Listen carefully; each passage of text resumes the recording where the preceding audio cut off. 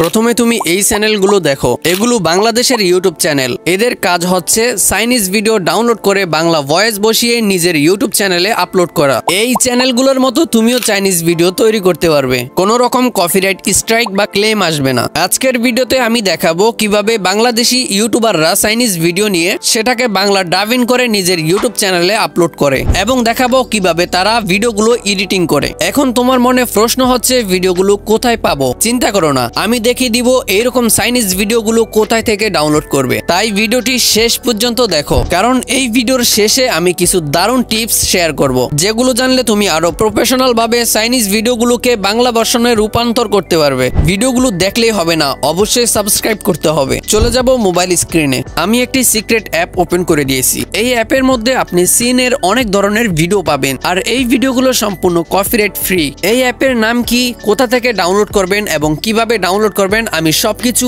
এই ভিডিওতে বলে দিব।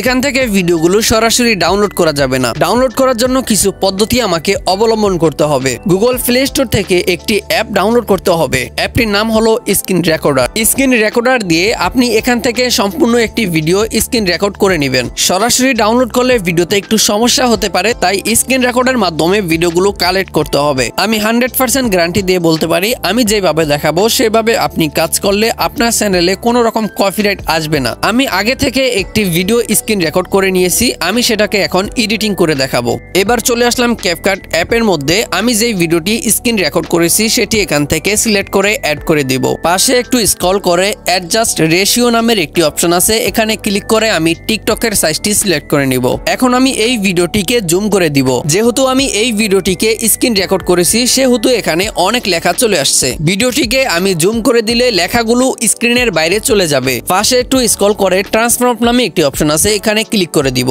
দেন এখান থেকে মিরর সিলেক্ট করে নিব। এখন আমি এই ভিডিওটির সাউন্ড মিউট করে দিব। এখান থেকে আমি ইফেক্টে ক্লিক করব, তারপরে ভিডিও ইফেক্টে ক্লিক করে এখান থেকে একটি ইফেক্ট সিলেক্ট করে দিব।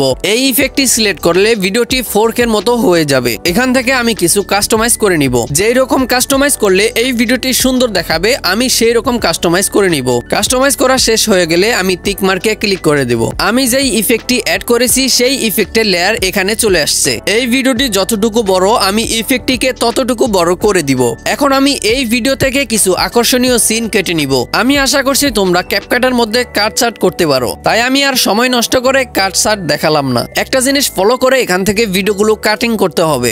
যে কোনো সিন অবশ্যই 5 সেকেন্ডের মধ্যে নিতে হবে। এই ভিডিওর সব অংশ থেকে আমি কিছু গুরুত্বপূর্ণ সিন কাটিং করে নিয়েছি। এবার আমি এই সিনের সাথে মিলিয়ে কিছু ভয়েস দিব।